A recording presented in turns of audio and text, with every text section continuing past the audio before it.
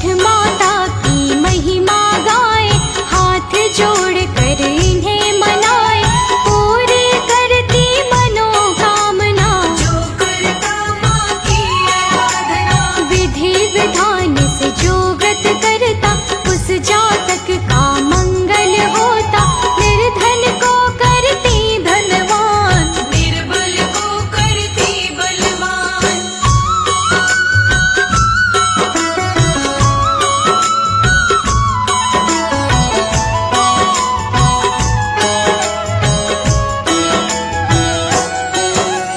जिसकी कोई संतान न होती, पुत्र रत्न का वर माँ देती, मनवांछित माँ वर देती है, इच्छा सब पूरी करती है। छठ मैया को जो भी पूजता, काम कोई उसका नहीं रुकता, जो भी इस व्रत को करता है, जीवन का हर एक सुख मिलता।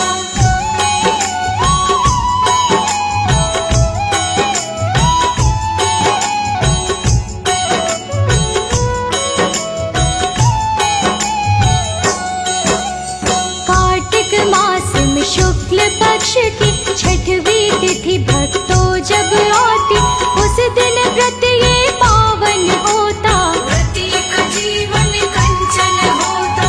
ग्रंथ हमें ये है समझाते, इनको सूर्य की बहन बताते, सूर्य देव को मान के साक्षी, दुनिया माँ का पूजन करती।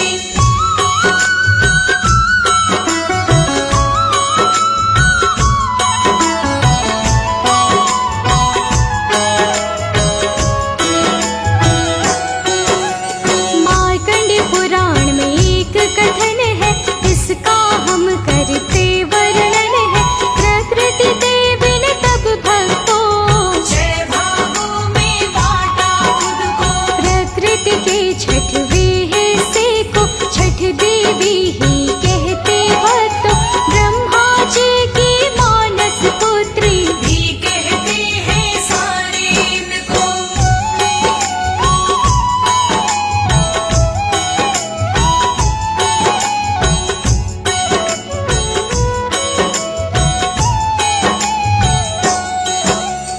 कब से माँ का व्रत करते हम, आओ करें अब उसका वर्णन, प्रचलित इसकी कई कथाएं, उनमें से कुछ तुम्हें सुनाए।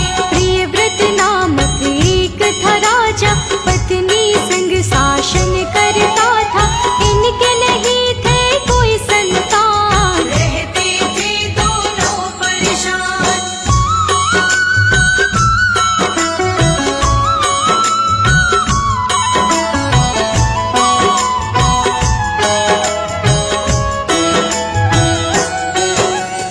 कश्यप ऋषि के पास ये आए, अपना दुख उनको बतलाए, कश्यप ऋषि ने हल था बताया, पुत्रेष्टि महायज्ञ कराया। यज्ञ का उत्तम फल था पाया, 9 माह बाद समय वो आया, रानी ने एक पुत्र जन्मा था, पुत्र मगर वो मरा हुआ था।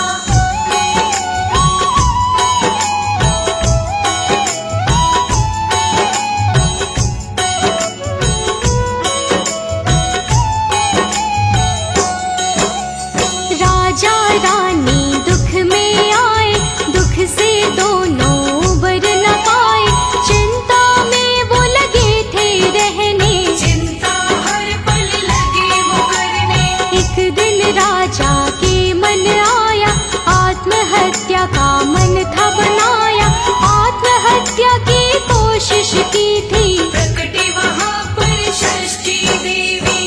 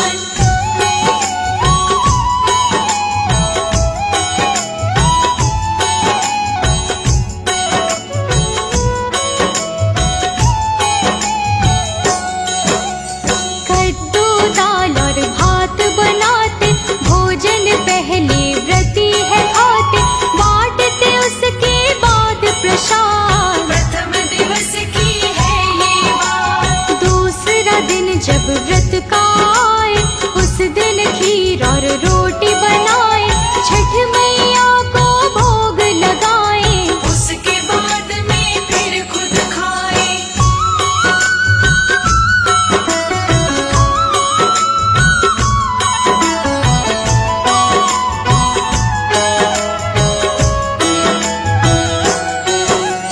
तीसरे दिन सारे ही मिलकर जाते हैं गंगा के तट पर, ले जाते छठ मैया के खातिर एक कुआं का प्रसाद बनाकर, सारा प्रसाद इकट्ठा करके एक सूप में उसको रखते, फूल और फल भी इसमें होते।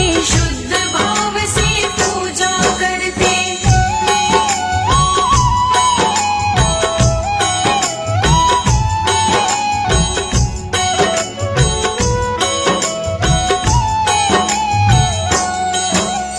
छठ मैया का स्मरण करके, श्रद्धा भाव से पूजन करके, डूबते दिन कर को सारे ही व्रती ही अर्घ लगाते। चौथा दिन जब भक्तों आता, प्रातः जब सूरज है निकलता, तीसरे दिन की तरह से व्रती सूर्य देव की पूजा करते।